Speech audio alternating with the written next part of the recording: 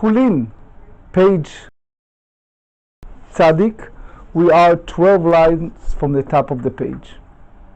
The term Bnei Israel, the children of Israel, where that came from? The Torah tells us, as we learned yesterday, in the book of Bereshit, book of Genesis, is a story of a mitzvah. It's called Gid Hanasheh, the mitzvah of the sciatic nerve, meaning the prohibition against eating the sciatic nerve came from that rustling story.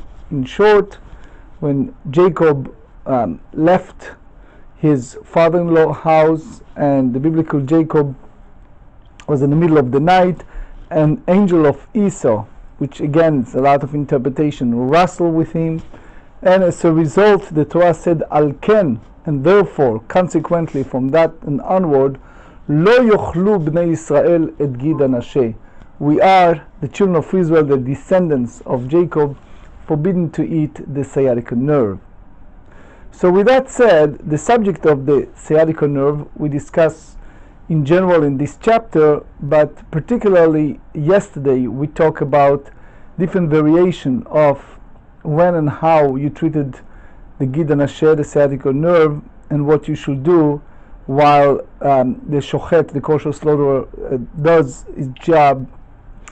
Today we're going to present a different phase to that, which is the question of consecrated item. When one places the offering on the altar, how you treated that part of the animal, which is in a way is not eating, but the altar in our language eats the sciatic nerve. Amar Rabbi bar Yosef, lo shanu ela kodashim הנאכלים, אבל קודשים שאינן נאכלים, אין איסור גיד נוהג בהם. So here, because we address the need of the Mishnah to state that the prohibition of eating the sciatic nerve applies when it's come to offering, the Gemara discuss this type of the prohibition, how it's applied, and they said it's applied only with regard to sacrificial animals that are eaten, which is the chatat, the sin offering, the guilt offering, and the peace offering, that eaten by its owner. However, aval kodashim she'einam ne'echalim, but the offering like a burn offering that was total burn on the altar, and isur gid noeg bahem, the prohibition of the sciatic nerve does not apply. Later the Gemara expand on that verses. ורבי יוחנן אמר אחד קודשים הנאכלים ואחד קודשים שאין נאכלים אין איסור גיד נוהג בהם. Rabbi Yochanan hold that the prohibition of the sciatic nerve applies regardless, both sacrificial animals that are eaten and the sacrificial animal that are not eaten. And the Gemara expand on that. Amar Rav Papa velo plige. Rabbi bar Yosef and Rabbi Yochanan did not dispute each other because they are speaking about a different idea, a different notion. Kan, when Rabbi Yochanan speaks, it's about lehalkoto, if someone ate the sciatic nerve that was from the consecrated animal. So Rabbi Yochanan hold that one who ate from the burn offering sciatic nerve deserve malkot, deserve flogging, because that's applied to animal even prior to consecration of a burn offering. So meaning in addition to malkot of isur achilat olah, it's also isur gid hanasheh versus kan. When Rabbi bar Yosef speaks, it's about leha'aloto, which means the bringing the meat of the animal up to the altar, which is the offering that are burned on the altar, are brought up with the sciatic nerve. So the idea is that when you have the burning, the sciatic nerve on the altar is not comparable to eating it and not prohibited. Because if you look at the verse in Bereshit 32 verse 33, the Torah said, quote, Al ken lo yochlu bnei Israel et gid hanasheh. So consequently, therefore, the children of Jacob, the children of Israel, are prohibited to eat the sciatic nerve. So the text Rashi said did not refer to Mizbeach, the altar, eating, consuming it. Talk about people. Another version of Rav Papa, according to this one, Rabbi Bar Yosef and Rabbi Yochanan, speaking about using it on the altar. So they said, Amar Rav Papa, Amar Rav Papa velo pligei, kan lechalzo v'kan leha'aloto. They are referring to different cases. Here Rabbi Bar Yosef says that the prohibition of the sciatic nerve does not apply to burn offering, and that one is not required to remove it before burning the offering on the altar. And there Rabbi Yochanan says that the prohibition does not apply, in that if one did remove the sciatic nerve, it is prohibited to bring it up onto the altar independently. Rav Nachman Bar Yitzchak amar leha'aloto pligei. So Rav Nachman Bar Yitzchak disagreed with Rav Papa, and he said that Rabbi Bar Yosef and Rabbi Yochanan disagree when it's come to whether it's permitted to bring it up, the sciatic nerve, to the altar, even when it remains in the thigh. As we learn in Braita, we derive from the pasuk in Vayikra, Leviticus chapter 1, verse 9, the Tanya v'yiktira kohen et kol hamizbecha. So they said that the kohen shall make it all smoke on the altar. So what does that mean when you use the word it all, hakol? So he said lerabot ha'atzamot v'hagidim. So here we talk about bones and the sinews, not the sciatic nerve. V'akarnaim v'hatlafaim. So also the horns and the hooves among those items burn on the altar. יכול אפילו פרשו, תלמוד לומר ועשית עולותיך הבשר והדם. So one might have thought that even if they became detached from the flesh of the burnt offering, they are burned upon the altar. So therefore, the pasuk said in Deuteronomy chapter 12, verse 27, they said, and you shall offer your burnt offering, the flesh of the blood, upon the altar of the Lord your God. So you have a very clear indication that only the flesh and the blood are offered upon the altar. תלמוד לומר ועשית עולותיך בשר ודם. אי בשר ודם יכול לחלות סגידים ועצמות. If you talk about only flesh and blood, so that the offer on the altar, one might have thought that the Kohen must first remove the sinews and bones from the offering, and only then may bring it up, the flesh, to be burned upon the altar. So therefore, יכול לחלות סגידים ועצמות ויעלה בשר לגבי המזבח. תלמוד לומר והקטיר הכהן את הכל המזבח, כיצד מחוברים יעלו, פרשו, אפילו בראשו של מזבח ירדו. So because they said that the Kohen shall make it all smoke on the altar, you have clear including the sinews and bones. How can these texts be reconciled? If the sinews and bones are attached to the flesh, they all ascend. If they become detached from the flesh, then even if they are already at the top of the altar, they shall descend. So, הקיצד מחוברים יעלו, פרשו אפילו בראשו של מזבח ירדו. So the Malbim on that pasuk expand on that, how exactly they, but anyway, ומן תנא דשמט להא דאמר פרשו ירדו.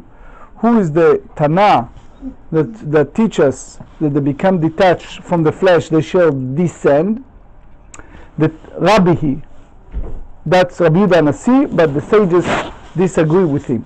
The Tanya, we learn in the Braita, you have the pasuk that teaches us והקטיר הכהן את הכל המזבחה לרבות העצמות והגידים והקרניים והטלפיים ואפילו פרשו.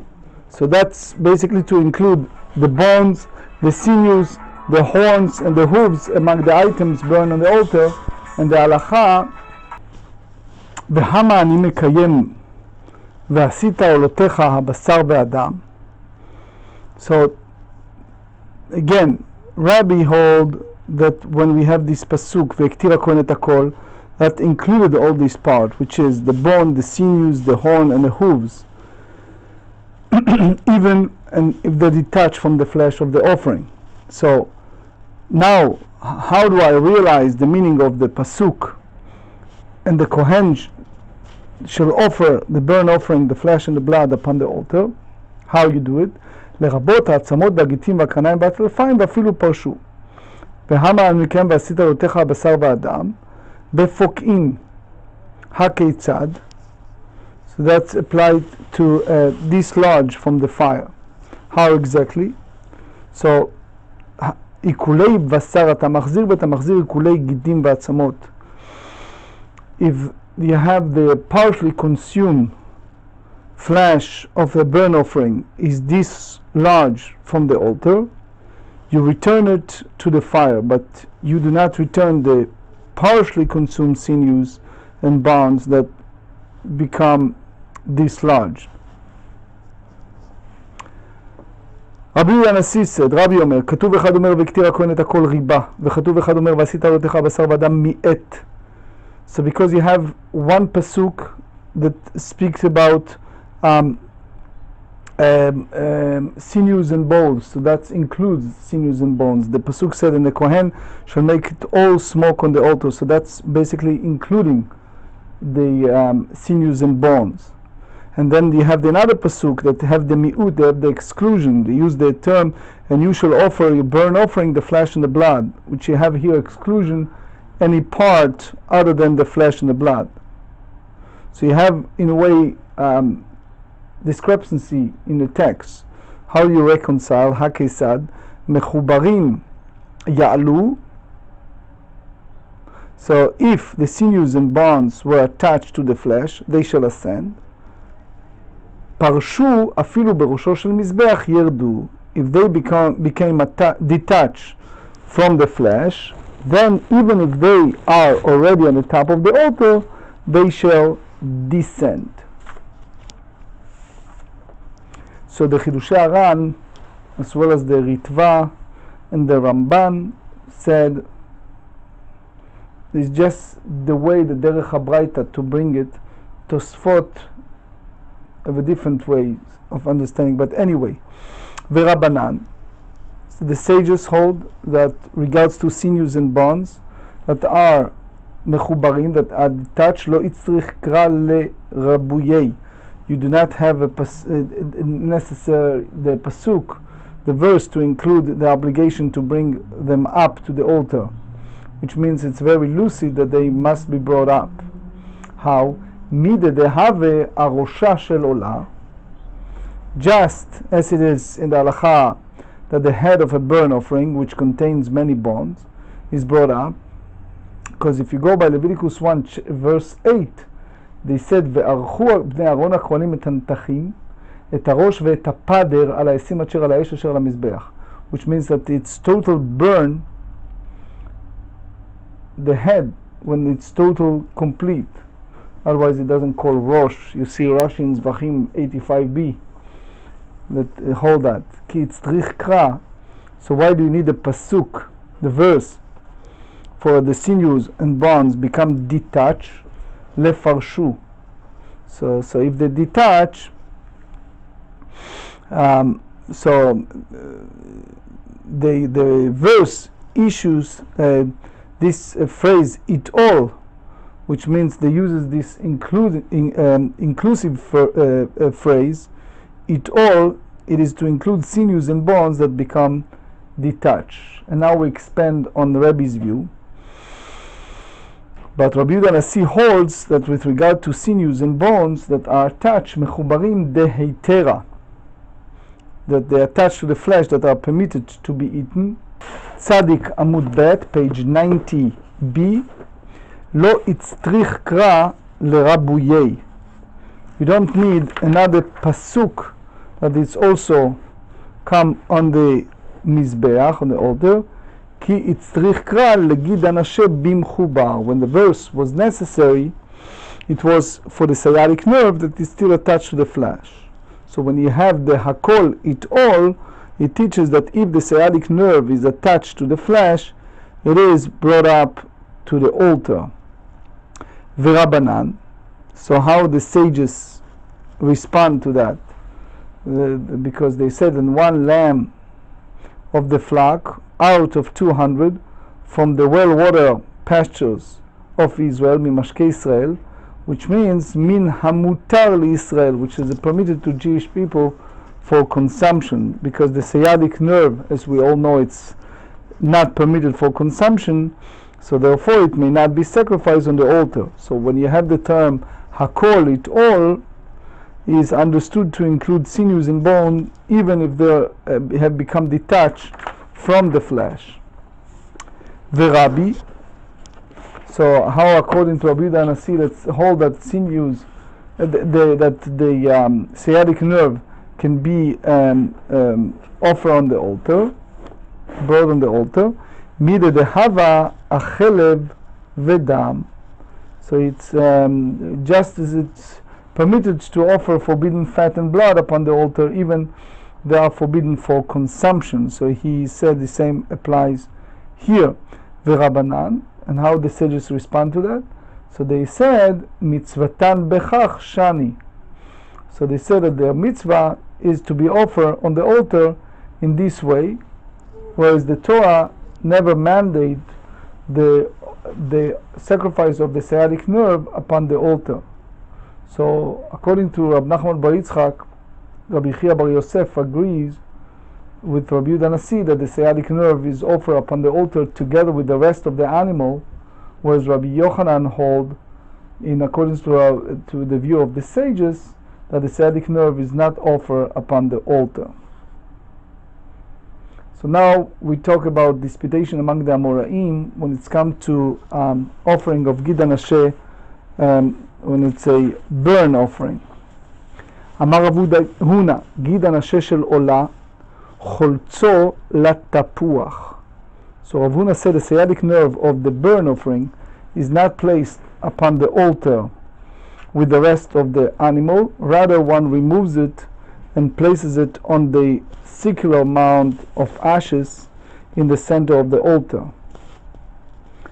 Amar Rav Chizda Marei Dechei. Rav Chizda said, master of this ruling, which means it's Baal Shmu'ah, so that's the way Rashi said.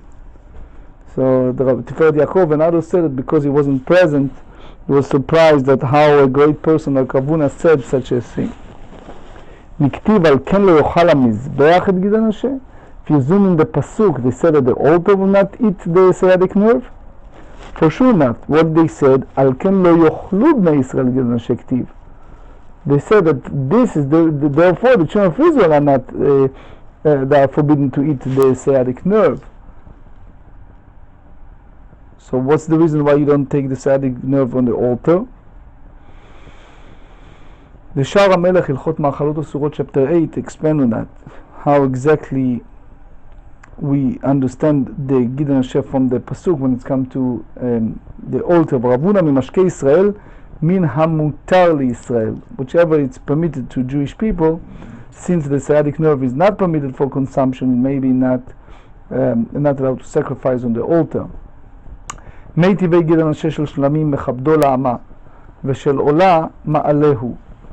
So they said that Gid Anasheh shel Shlamim, the sciatic nerve of a peace offering, since the meat of the offering must be eaten, but the sciatic nerve is forbidden, so one sweep it to the temple courtyard drain, and in the case of the sciatic nerve of a burn offering, one bring it up to the altar. My love, ma'alehu maktireu. What is it not with the rest of the animal, which contradicts the statement of Rav Huna? Lo, the Braita means that the person ma'alehu vecholzo, he bring it up to the altar and removes it from the thigh before placing the thigh on the fire. So the Gemara asks, ume'achar shecholzo lama ma'alehu. Since he removes it from the thigh, why does he bring it up to the altar? So the Gemara said, Mishum shenemar akriveu na lefachatecha, because it states in the book of Malachi, chapter 1, verse 8, presented now unto your governor. So what we derive from that pasuk, habi'eu na lefachatecha, that the leg of the animal the leg of the animal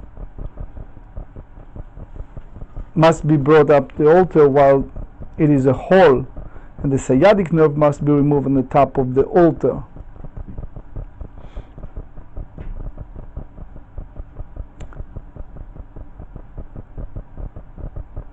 There is a disputation between the Chazon Ish and Reb Chaim Naeh.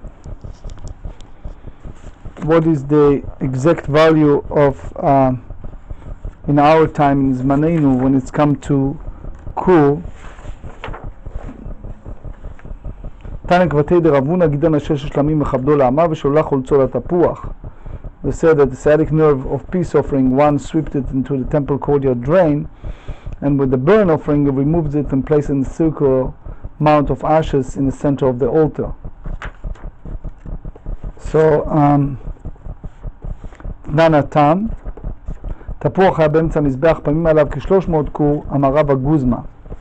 So they learned there in Tamid 28b that it was a circular amount of ashes in the center of the altar, and sometimes there was as much as 300 core of ashes upon it. So Rava said that it's an exaggeration, that the Tana means merely that there was a significant quantity of ashes. But as we said, that there's a disputation between Reb Chaim Naeh and Chazon Ish. What is the 300 core nowadays? If it is a 74.65 kilometer according to Reb Chaim Naeh, or kiloliter I meant, or 129 according to Chazon Ish.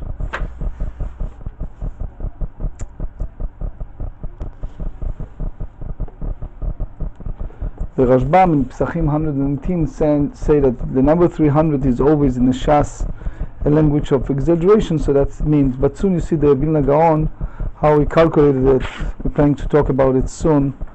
Just bear with me for another few moments. והשקו את התמיד בחושר זהב, אמרה בגוזמה. So they said that it was a in Tamid verse page 38, it was before the slaughtering of daily offering. The Kohen gave the lamb selected for the daily offering water to drink in a golden cap in order to render the animal easier to flay after slaughter. So the Mishnah said that Rava hold it is exaggeration because the Kohen did not actually let the animal drink from the golden vessel.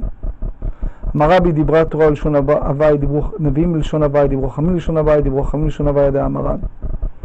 So basically they try to say that the language, it's a language of exaggeration, but it's not, doesn't mean to, obviously, not to say the truth. And here are the example, דיברה תורה לשון הוואי, ערים גדולות ובצורות בשמיים, דיברו נביאים לשון הוואי ותיבקע הארץ לכולם. So אמר רבי יצחק בן נחמני, אמר שמואל, בשלושה מקומות דיברו חכמים בלשון הוואי, ואלו הן תפוח, the circular mount, the ashes of the altar, geffen, the vine, uparochet, the curtain separating the sanctuary from the Holy of Holies, tapuach had amaran, the circular amount of ashes as we explained, geffen, ditnan geffen shel zav הייתה עומד על פתחו של היכל, it was a golden ornament of a form of vine that was standing at the entrance of the sanctuary, mudlal gabe klonsot, and it was hung upon the poles. וכל מי שהיה מתנדב גרגיר או אשכול מביא ותולה בה, and anyone who donates an ornament, gold, leaf, grape or cluster of grape to the temple will bring it to the temple and hang it upon the vine. אמר רבי אלעזר ברבי צדוק, מעשיה ונמנו עליה 300 כהנים לפנותה. There was once an incident and 300 Kohanim were enlisted to move the vine because it was of its immense weight. So according to Shmuel, this description is also an exaggeration. פרוכת דתנן, רבן שמעון גמליאל אומר משום רבי שמעון הסגן, פרוכת עוביה טפח בעל 72 נירים נאגרת בעל כל נימה ונימה 24 חוטים, אורכה 40 באמה ורוחבה 20 באמה, ו82 ריבות נעשית, ו2 עושים בשנה, ו300 כהנים מטבילים אותה. So the 300 כהנים will immerse her. So before we go to the Vilna Gaon, I'd like to share with you several points. First, I'd like to go a little bit to the Brisker Limud. You know, in the yeshivas of Brisk, they used to have a very beautiful, special way of studies. So in this sugya, it's called Gavra and Chefza, meaning, as we learned today in the Gemara, there is a machlokes, there is a disputation, and you see also in the Rishonim disputed, as the Biur Halacha explained to us, when they bring in the thigh, the arech, on the altar for the burn offering, so you have to pull out the sciatic nerve and to throw it to the ashes, or you have to burn it yarech bishlemut im gidan hashem, to complete the thigh together with the sciatic nerve. So there is a school of thought that holds that this disputation, if the sciatic nerve is a part of the korban, of the offering on the altar or not, depends if gidan hashem is chefza or gavra. In short, when it comes to chefza, meaning the object, gavra, it's a person, it's a human. So it's always a brisk learning when you come to this, and you see it in several places in the Shas, if you treat it as a chefza or you treat it as a gavra. If the isur, if the prohibition applies to the sciatic nerve himself, alagid atzmo, so therefore, if it's the object, you're not allowed to put it on the altar. Versus if it's the isur al adam, if it's the prohibition on the gavra, on the person, on the human, so it may go to say that la mizbeach lo ne'esar, that it's not forbidden to put it on the altar. So it's these two avenues depend upon the two school of thought that the Rishonim hold for the prohibition of gidan asher, of the sciatic nerve. According to Sefer HaChinuch hold that the reason it's because we are obligated to remember shenizkor he'avkuto, that we remember the wrestling of Yaakov Avinu, our forefather Jacob, with the Malach, that it was Saro Shel Esav, the angel that represents the ministry of the entity of Esau. And we should know, as he said, ושנדע לאורך כל הדורות עם כל הצרות שעברו על עם ישראל, that we should know for the future generation of all the sorrow that occurred upon our nation, that eventually Am Yisrael Chai V'Kayam, our nation will survive. So therefore the issue is on the object, alagid, because that's the entity, that's the object that reminds us the whole story. So therefore asur lakrivo al mizbech, we are forbidden to offer it on the altar. Versus the commentary of the Chizkuni, in his commentary on the Torah, you have two explanations. I'm talking about the first one. He explained, so according to the Chizkuni, in his first explanation, you have to go by the idea that the sons of Yaakov Avinu alav shalom, the sons of Jacob, put it as kind of landmark or self-punishment, self-fine over their disrespectful act toward their father by leaving him alone. And therefore, if you go by this brisk limit, so if you go by the Gavra, which is the person, the human, so that's the sons of Jacob. So if you go by that explanation, there is no issue to do a korban on the mizbeach, to do the offering on the altar, because it's Gavra, is not Chefza. It's a person, it's human, and it's not an object. I would like to conclude with a gra. So we learned by the end of this sugyot the concept of exaggeration. We said that there is a notion that the rabbis use a language of exaggeration. In general, in the Talmud, as Rashi said, we see several places use the number 300 just as a language of exaggeration. And the Aruch explained that when you see a tremendous amount of Kohanim, looks many, so obviously it's expression of 300. But it's also important to know the Vilna Gaon. The Vilna Gaon was ingenious in math, and all the Litvaks among us knows that when it's come to math and straightforward, right, David? It's always the Vilna Gaon have that. So he said, 40 amal 20 amal, if you go by 40 cubits, by 20 cubits, plus, 2 times, 40 times 20, if you go 60 times 2 times, is 120 amah. That's the kefa parochet. Now, since the amah, that the measure klei hamikdash, the vessel in the Beit HaMikdash was a 5 handbreadth, 5 tfachim.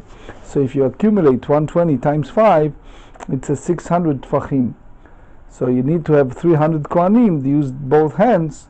So you go the 600 yadayim. That's the rationale of the language of 300 twice by the Vilna Gaon, which again, according to his view, it's not a language of exaggeration, but that's the way the Yefei Naim and Ezrat Kohanim will have some issues with that. But anyway, as we said, you can go by the Tiferet Yisrael or Rashi, or you go by the Vilna Gaon. Either you said it was a language of exaggeration, expression, or it's a real number that applies to that calculation of the grind time of the Beit HaMikdash.